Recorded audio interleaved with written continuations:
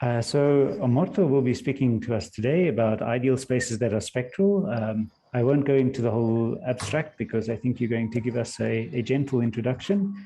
So thank you for speaking today. Thank you very much, Yorick, and thank you for these initiations of discussing about our individual projects, which I hope will give a better opportunity to have more collaborations than what we already have in our individual projects.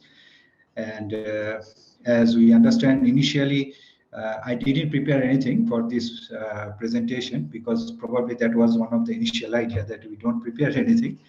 We discuss just and let us make it as informal as possible. So as I myself didn't prepare anything, so I'm also not expecting that you are prepared as a prerequisite knowledge or something. So please interrupt or stop me at any point, anything which is you, I mean, need some kind of reminder or recollecting that definition or something like that. And the idea of presenting this is not to present some technical results or theorems or proof what has been done or something, but to give an exposition of the problem or the topic what I'm trying to do with other collaborators on this project, such that who are not already part of this project can be get some linking on their own projects and may find some kind of possible further extension of the collaboration. I mean, that's the whole purpose of giving that talk for me. Okay, so what is the research question? The research question is as follows. Which ideal spaces are spectral? Okay, so what are the Chinese terms here? One is ideal spaces, another is spectral. Okay, so before we go for these definitions, let me give a little bit of historical background of this project, how I landed up in this project and how other peoples are connected with this project. So last year I was working on one specific problems related to this original problem, and I managed to come up with some results. And then I mentioned about these things to Themba, and Themba has some interest on that, and then Themba and I actually further explored in a more general setting for different classes of ideals. I will mention what does it mean by classes of ideals and everything. And we managed to get some substantial amount of theory developed along these general lines. And after this collaborative work, then I myself actually did further special type of questions based on the theory what we have developed. And then I explained this to Serene about this project, what I actually did with Themba. And then Serene also got interested about to join in this project for further development. And Serene and I are currently actually looking at some other aspects of this project related with this. And then further from here, there are two specialist in commutative algebra. One is Finiciaro. I hope I'm spelling his name right. Yes. And there is another person called Dario. Sorry, his surname is Spirito. He is also from Italy. They are also working for these spectral spaces for a long time. Actually, these are their PhD areas, and their former supervisors is also a specialist on these spectral spaces. So this is the third component of the extension of the project, which is also part of the original one. And this is the current state of development. Now let us go for this whole thing. So what is an ideal spaces? Okay, now the question is why we care about the ideal spaces. So to understand that the purpose of ideal spaces, let's go back to what is more well known, which is called, there are different names for it. One is called Hall-kernel topology, or it's called Zariski topology, or it's called stone topology. Only I have a remark here. Stone topology is not same as stone spaces. I mean, these two are different things. Because Stone is originally who first introduced this topology, which is also later on known as Hull kernel topology, and also heavily used in algebraic geometry by Zariski first, and then Andrew Wall, and then of course finally Grothendieck. So what is happening here? So let us denote. Okay, first of all, in our religion, we have a ring which will be commutative with 1. So this is our starting point. Then for this, any one of these names, what we mentioned to denote the same topology, how that topology been constructed. And for that, it has actually two partially ordered sets. First, we denote the set of all prime ideal of a ring by spec R. This is a very standard notation. And then we have two maps. And let us denote all ideals of a ring by ideal R. So that includes also the R itself. And as we know, by definition of the prime ideal, R is not part of this left-hand side of it. Now we have two maps in opposite directions. And how we define these two maps? Oh, sorry, I told a little bit wrong. We are actually taking power set of it. So basically, we are taking a poset here with the usual containment of sets, and the same is ideals here with the usual content of sets. So basically, we have posets on the left-hand side, we have posets on the right-hand side, and we are defining two maps in the opposite directions with the proper domain and codomain. So when we take a subset of these prime ideals, we just take the intersections of all the ideals coming from the spec R. So, sorry, it should be S. So basically, we are taking the intersection of the prime ideals which are contained in the subset of this S. Whereas the other map, which we taking any ideal, will be all the ideals in the spec R, because now we have domain is of this H is ideal and the codomain here, so it should be some prime ideal which actually contain A. Like this. Okay. Now from 1930s, it is known. Yes. Is there any question? Just a quick comment. I guess you mean when S is empty, you take the whole R. Yes. Yes. Of course. Yes. Absolutely. It's an empty intersection. Thank you, James. It's very important. That's actually playing a crucial role here as well. Absolutely. We are taking. Thank you, James. Okay, so these two maps are known from 1930s. Actually, Stone first introduced, and this map is called kernel, and this map is called Hull. And these two are decreasing maps, which can see immediately from the definition of these two maps. And it can easily be proved that this forms a Galois connection, these two pair of maps. So we have this Galois connection here.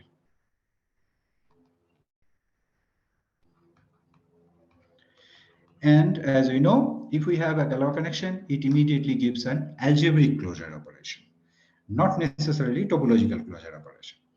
So once we have this, so what we wanted to do, we wanted to put a topology on these prime ideals. So we considered the composition in such a way that we landed up on the left-hand side of it. Okay, so let me add another page here. Okay, so if we take this composition H compose K, then that gives a closure operation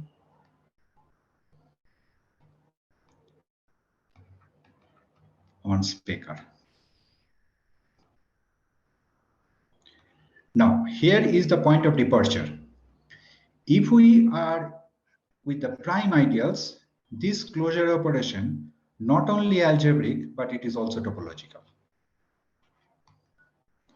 So the main difference between algebraic closure operation and topological closure operation is this also. By the way, there is another name, Kuratowski closure operation, for topological closure operation, because Kuratowski was the first who actually came up with this set of axioms to define a closure operations, that it may not preserve this union.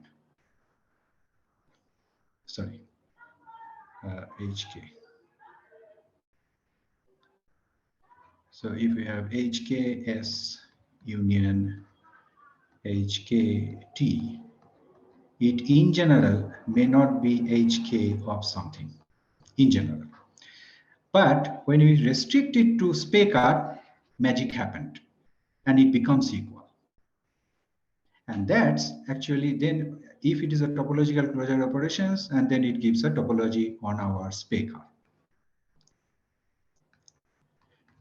So that topology is also known as this Hull kernel topology, because it is generated by these Hull and kernel maps. It is also called Zariski topology because Zariski actually first time used it for the polynomial rings or Spectral, and actually Grothendieck revolutionized this for the defining this affine scheme, because that's one of the components for the definition of a affine scheme. Sorry, Amartya, No. I don't think Yes, I understood that equality. The left-hand side becomes equal to what on the right-hand side? It will be another HK of some subset. So say T, ST, and B, say something like that. Okay. I mean, in general, it will be one of these. I mean, you can see it will be one of the inclusions, but not equality. And that makes the difference between topological and algebraical, because this is the only condition which, when you add these equality conditions with the algebraic closure operation, it becomes a topological closure operation. So you want the union of closed things to be closed? Yes, yes, yes, yes, yes. Yes. Yeah, that's exactly what I wanted to ask. Thanks. Yeah. So, so this luxury we have when we are in Spectral. And the problem is, and that's why Spectral is very good, because prime ideals is everywhere, because of this property that by definition, P is a prime. If the product of two ideals is contained there, then one of them is there. And this property is actually being used to get this equality, to get the non-trivial inclusion part. Now, the whole algebraic geometry or commutative algebra or many other parts is basically restricted either with the Spectral or maximal ideals. And of course, as you know, that every maximal ideal is a prime ideal. So eventually, if we also consider the same topology, same closure operation, it will also give a topological closure operation. And that's why basically Stone actually worked with the maximal ideals, and then Grothendieck actually works with these prime ideals, strictly speaking.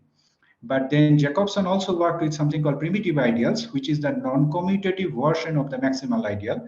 And if your ring becomes a commutative, then this concept of primitive ideals coincides with this concept of maximal ideal. So that's why there is another name, it's called Jacobson topology, because he used this also for primitive ideals. And he called a ring where you put this topology on the primitive ideals, and he called these structure spaces in his books on the structures of rings. He actually have a complete chapter on that.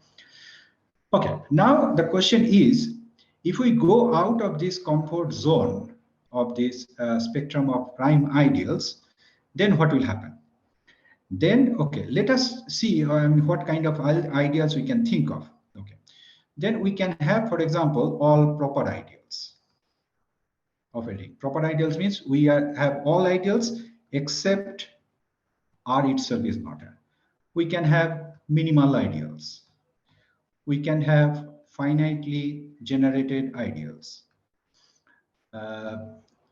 We can have irreducible ideals.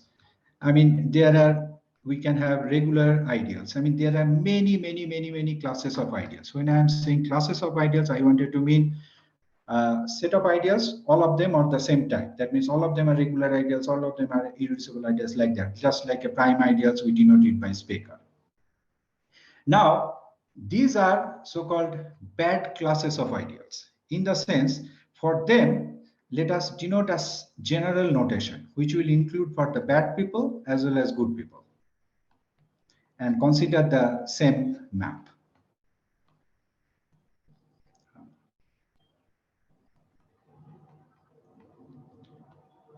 So our maps are defined exactly the same way as we defined here, just like this.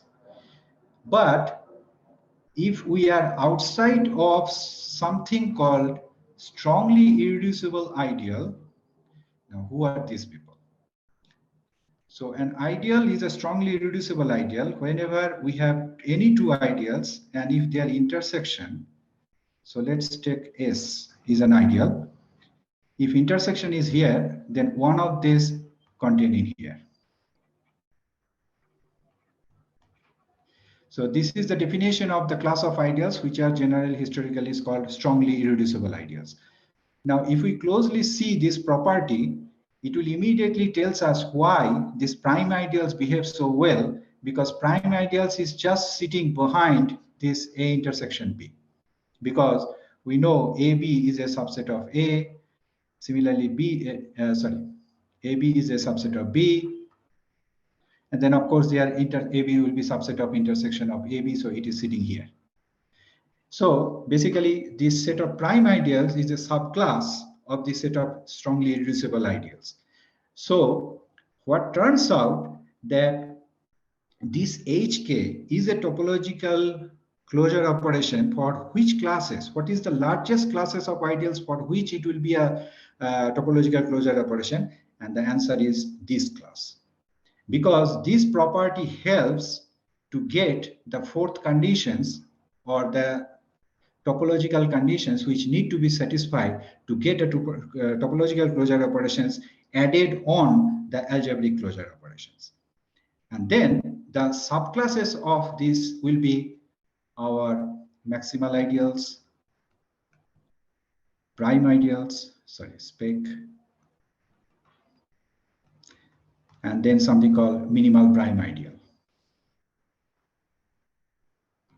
Themba may remind me the terminology, maybe I'm using now a different notation. So Themba, please don't get angry if I'm getting a different notation than what we did in our paper. Yeah, so I wanted to mean the minimal prime ideals. So these are some examples of the subclasses of these strongly irreducible ideals. All of them gets this free Zariski topology by these closure operations.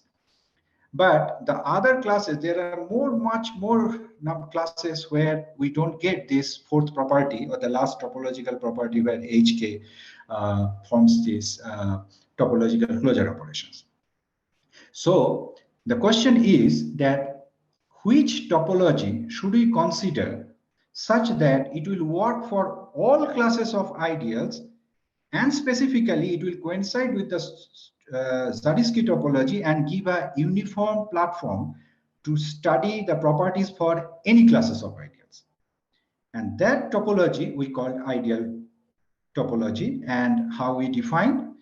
And for that, we need to go for a little bit of topology. So we know that when we do not have a topology, when we do not have the luxury of getting a topology, we can always get a topology from any collection of subsets, starting it as a subbase. So let us consider these classes of subsets for any classes of ideal. And this actually satisfies the property of the subbase of a topology. And what is the condition for a classes of subsets to satisfy? That their intersection must be empty. This is the minimum conditions, and that's exactly, James, here we need that thing what you just mentioned. This becomes R, and then our classes, any one of these classes does not involve R, so it keeps an empty. So one of them will be empty, and hence this whole intersection will be empty. So your remark is extremely important in this case, unless additionally or artificially we add the empty set in our collections, then of course we can get the topology, but we wanted to get it naturally. So, and another reason for not including the whole ring, because for example, if we take the classes of maximal ideals, R is not there. If we take the classes of prime ideals, R is not there. If we take classes of minimal prime ideal, R is not there. So to have a coherent theory for any classes of ideal, also we thought it's a natural to exclude the R and just consider any classes of ideals without the R.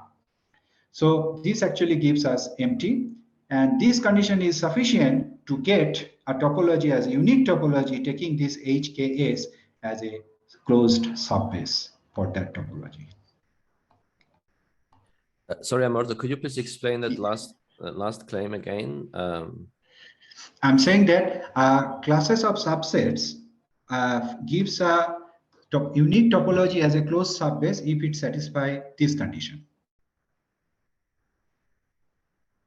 What do you mean when you say unique topology? In what sense? It generates a topology. It generates a topology. Okay, so what is a subbase? A collection of subsets. Say take okay, let's tell you what is a subbase. So I'm taking closed subbase for the example because we are considering here, and similarly we can do closed subbase. So take S is a collection of subsets. So you get every closed set as arbitrary intersection of finite union of the members coming from this set of subsets, where your S alpha I are here. So this is the way how we generate the topology. So this will be a closed set topology where S is just a collection of subsets of your original set X. And this topology, of course, will be unique because this is how we get all the closed sets of your topology. Is this clear, Zura? Yeah, I know that part. Yeah. So our approach is exactly the same. What you already known for 100 years about the definition of a closed subbase. So we are considering these people as our collection of S, such that it will give a topology. So although HK doesn't satisfy this last topological closure operation when you are in outside of the comfort zone, but we can always generate a topology taking HKS as a subbase because nobody can stop us because it's free because from any collection of subsets we can always generate a topology. And here we just take the same thing. Now, what will happen with this? Then this closed subbase generated topology, that's we called ideal topology. And here Zura played a little bit of role with the name ideal. Initially, when I worked first alone on this, I gave a proper set of ideals with this topology called ideal topology. And then when Themba and I was working, there should be a name for this topology, which is actually covered for all classes of ideals. And then I had a conversation with Zura, and Zura said, oh, why not? It's called ideal topology because you consider all types of ideals. So thanks to Zura, and I think it's a very proper name to consider it's an ideal topology. So we called it's an ideal topology. So what is ideal topology? We take any classes of ideals such that R is not here, and we take this HKS as a closed subbase, and that gives this closed subbase topology, and this is called our ideal topology. Okay, now this ideal topology or ideal space coincides with the Zariski topology when our XR will be those good classes like prime ideals, like maximal ideals, like minimal prime ideals. So in some sense, one can think ideal spaces or ideal topology is an extension of the theory of this Zariski topology or stone topology because it can cover any classes of ideals without any kind of restrictions, except the fact that we just excluded R from our any classes of ideals. But that can be also added if we agree to add the empty set in our class. So, so this is one way of this extending the thing. Now, so that explains the first part of our original question. So ideal space is nothing but any classes of ideals without taking R in our class with this closed subbase topology generated by those two operations, Hull and kernel, as we defined in these Galois connections. Okay. Now we have the second part. What is a spectral? By the way, the word spectral is also used in function analysis where we have a spectral of an operator, but this is different because this spectral topology actually been used first time by Rochester. Is the spelling correct? I'm not 100% sure, possibly. I hope it is correct. Rochester first came up with this idea of the definition of a spectral topology. I mean, basically, he wanted to call it a spectral topology. Of course, Grothendieck also used the same word, spectral topology or Zariski topologies in EGA 1 when he actually defined this affine scheme. Now, what is the speciality of this spectral topology? Rochester said that there are certain kind of topological spaces which can be represented as the prime ideals of a ring. And it is a absolutely non-trivial result to get such a constructions of a ring and then prime ideals and represent a certain type of topological spaces at the spectrum of a commutative ring with one. And what is that this topological space must satisfy? First of all, it must be sober. So what is the definition of sober? Should I tell the definition of sober, or is it known to everybody? I think it might be good to include it. Okay, so if we have irreducible subsets, then any irreducible subset, say C, can be represented as a closure of a singleton set. So here C is an irreducible subset. What is an irreducible subset? That it cannot be represented as intersection of two smaller subsets, which is totally contained here. So this is one condition. Another condition is called compact. By the way, historically they called it quasi-compact because of Bourbaki, because Bourbaki considered compact when it's a Hofstroff and this compact, but we are not going for that kind of discussions. So if you like quasi-compact, we can call quasi-compact. But if you like, I mean, if you see the commutative algebra people, they prefer to call quasi-compact, whereas the general topology people, it's called compact because it's all about only the compactness. So we are not assuming any kind of separation axiom set. Of course, soberness itself is a separation axiom. And here maybe it's worthy to mention where sober is actually standing. So if we have T1, you have a T2. So sober is somewhere here. So the picture is like this. So T1 and sober has nothing to do with each other. But if it's a sober, then it is. And I forgot to mention one thing, that this X will be unique to make it a sober. And if we drop this uniqueness, then it's called quasi-sober. But if you have T0 and then quasi-sober, then it becomes sober. So if our space is already T0, then this uniqueness actually follows from that part. Otherwise, only the existence part of such a representation of a singleton as a closure operation is called quasi-sober. So this is the compactness. The third is that topological space has a compact open base. And the fourth condition is that compact open sets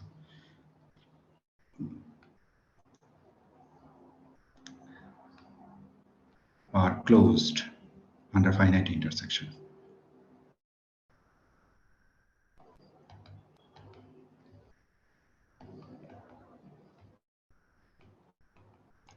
So if a topological space satisfies these four properties: sobriety, compactness, having compact open base, and its closed compact open sets are closed under finite intersection, then that topological space is called a spectral space. And what Rochester did in 1950s in his PhD thesis, he proved that such a topological space always can be represented as a spectrum of a commutative ring. Spectrum in the sense that set of prime ideals of this.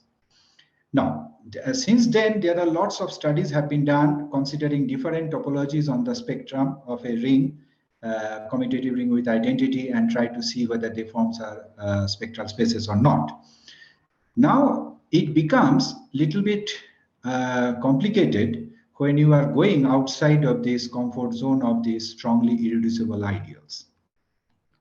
Now, if you consider those bad ideals, classes of ideals, and if we consider this ideal topology, By the way, this ideal topology is not our invention. This is absolutely well known in the literature with another name, which is called lower topology.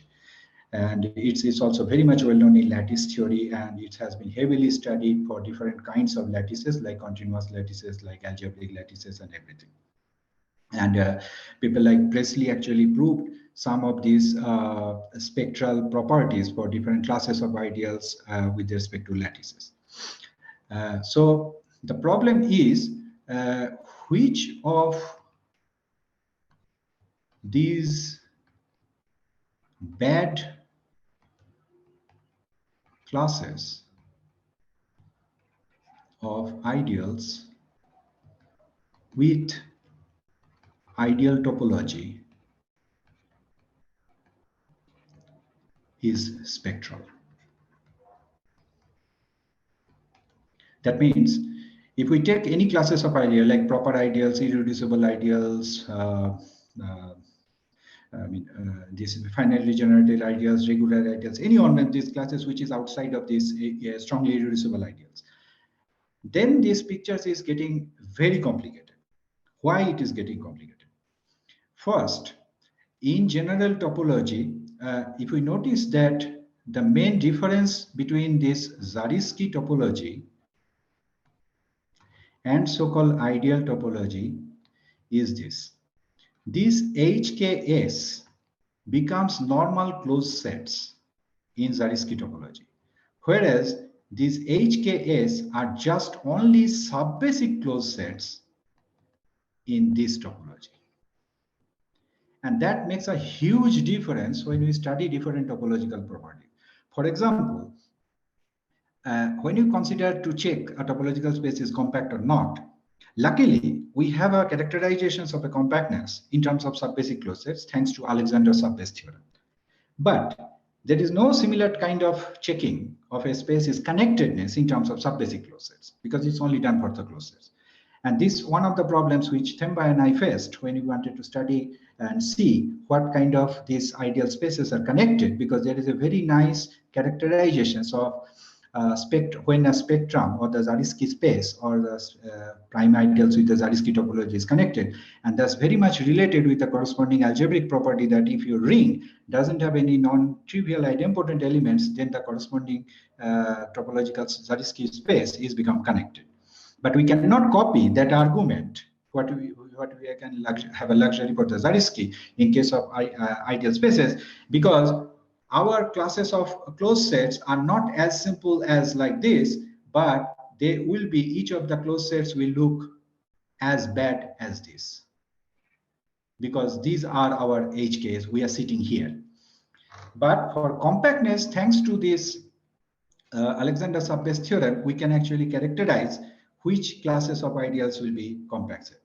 And then Themba and I come up with a different notion to address this connectedness, and we call it strongly connectedness, where we actually define the connectedness in terms of subbasic closures, because that's what we can do. And then we try to get some connections of strongly connectedness and the normal connectedness. But the problem, what we are wanted to say here, this is the question which gives really trouble.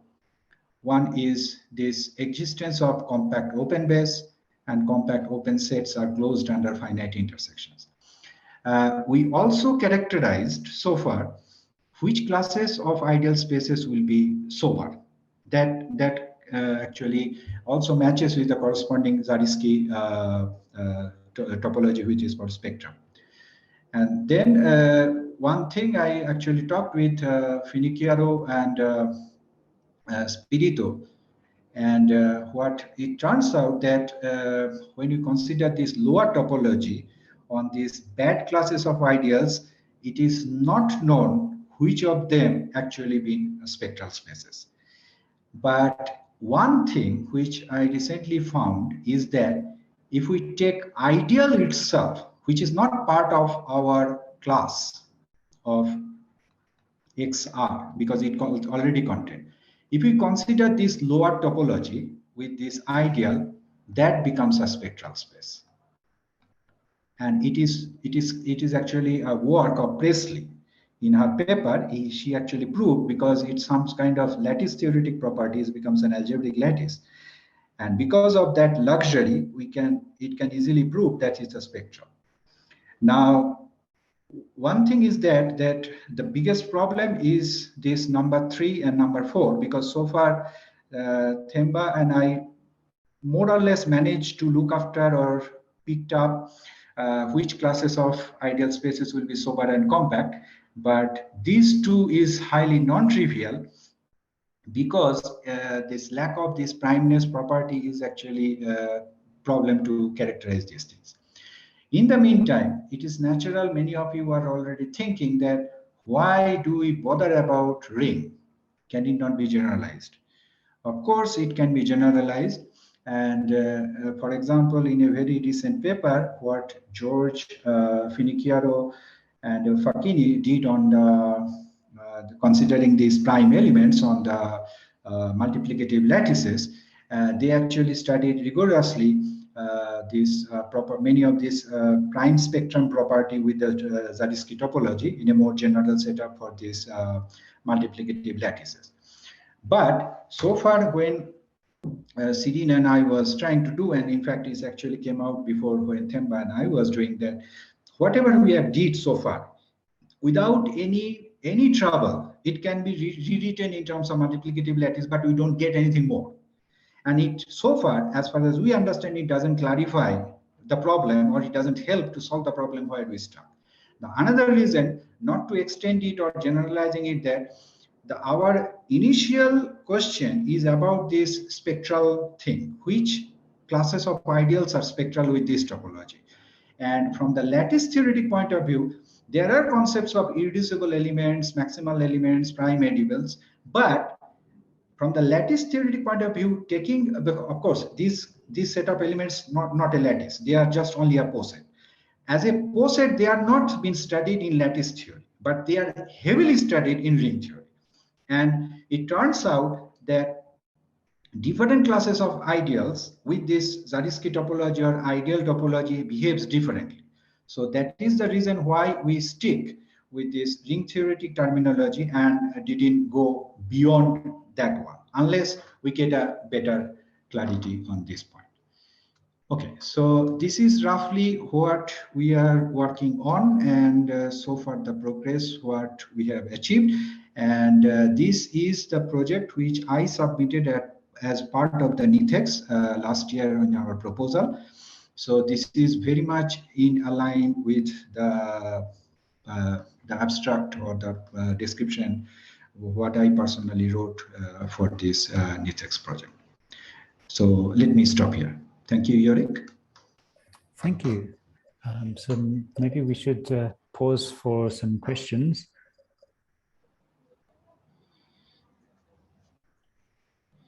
I just didn't follow this last, but you said that all the ideals of R that forms a spectral. Yes, that forms a spectral with the lower topology. Hmm. But this is not XR because R is here. So our XR is any classes of ideals, any class, but without R. Mm-hmm. Yeah. Mm-hmm. Thank you.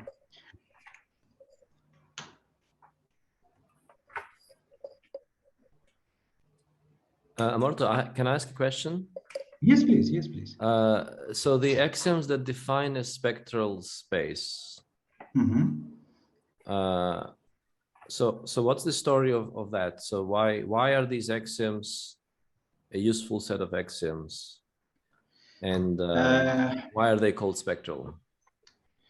Okay, they are called spectral because it's related with spec. Because historically speaking, spec means prime ideals, and these are the necessary and sufficient conditions for your topological space to be satisfied, such that it will be homeomorphic with the spectrum of a commutative ring with the Zariski topology. Oh, okay. So it's okay. That clarifies the thing. By the way, so maybe, yeah, that construction, but in that case, if this is necessary and sufficient condition, then in that case, maybe instead of trying to see which other ideals create such space, one would want to similarly get necessary and sufficient conditions for other classes of ideals. I asked the same question to Finiciaro, and he said that will be a very ambitious project. I mean, can we characterize topological spaces which can be represented, for example, proper ideals with lower topology? He said that will be unthinkably difficult task.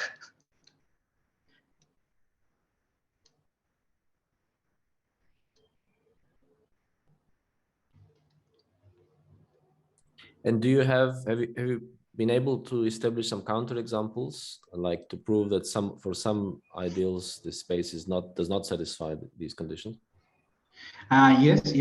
Not every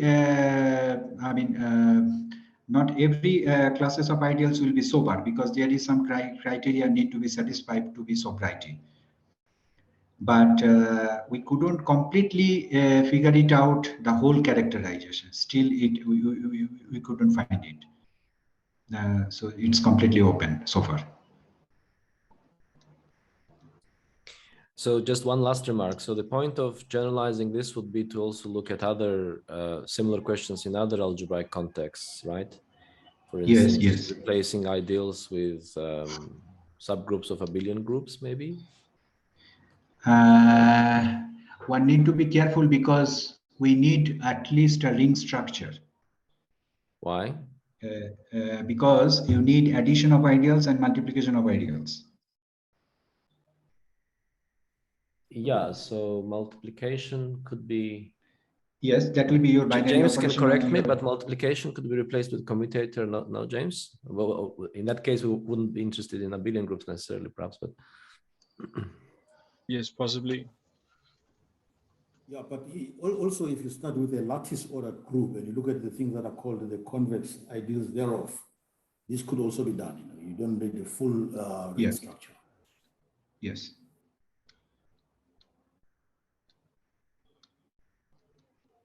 Yeah, that's exactly what actually George and this paper actually did. They considered this multiplicative lattice because in some places we are using the product of ideals. So you need some kind of multiplication structure in our lattice. So that gives this multiplicative lattice things. So multiplicative lattice means it's a complete lattice with the property that for any two elements x and y, x times y is less than equal to x meet y for all x, y. So if this additional property is satisfied, then that complete lattice is called multiplicative lattice. And actually, in their paper, they have an very detailed study, which also includes the commutator theory there.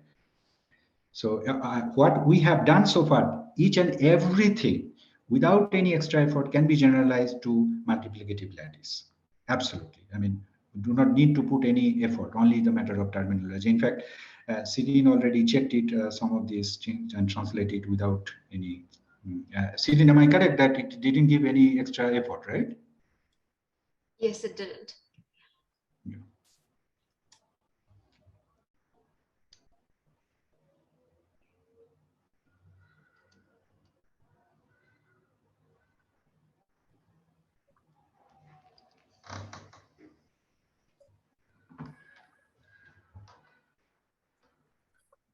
Right, just wait a few more seconds, I guess, in case some questions arise.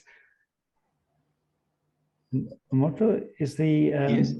H and K that you use, Yeah, you always fix this, right? But is there any investigation into some sort of other map that you could use? I don't know offhand immediately what you could consider, but can you get similar structures with other kinds of maps? Keeping the same domain and codomain.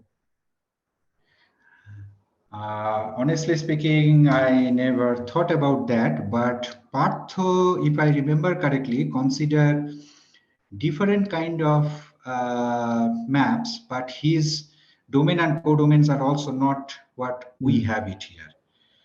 But no, I think if Partho's definitions are also exactly same as my definition, but he is getting a different picture because his domains are codomains are much more general. Even it's not gives a topological space, it's much more than topological space.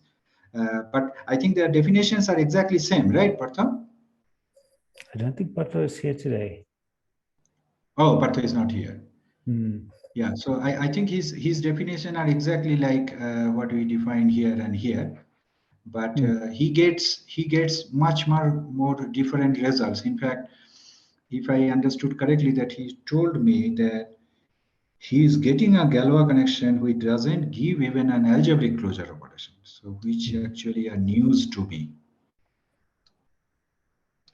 I mean, he has maps which satisfy the definition of a Galois connection, but their composition, I mean, we can get both composition, either H compose K or K compose H, depending which side you want. But if it's a Galois connection, as far as I understand, the composition should give me a closure operations either on the domain or in the codomain. But he said that in his situations, it doesn't give even an algebraic closure operation. So forget about getting a topological closure operation. Right. Good. We have one last call for questions, if there are any more.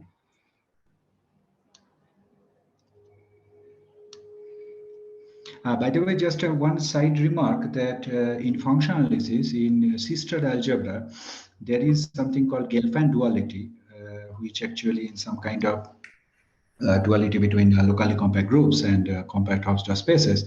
And they consider some kind of weak topology on the maximal ideals of a Banach algebra, commutative Banach algebra. And at some point of time, I was talking with one of my colleagues who is in functional analysis. Some of you are known very well, Professor Rudy Britz. And I was just asking that, because maximal ideal means it's a good ideal, and of course you get everything very nicely. Instead of taking maximal ideals, if you take a bad classes of ideals of your Banach algebra, because it's an algebra, so it's a ring, so you can actually talk about ideals in a very same way, because you have more structure than, in fact, you have algebra structure plus is a Banach algebra, so you have a completeness, so you have a norm, so you have much more rich structure. So I was just asking him that what about to study replacing these maximal ideals, and instead of this nice topology, which gives this very well-known this Galvan duality, and study something much weaker or more general this thing.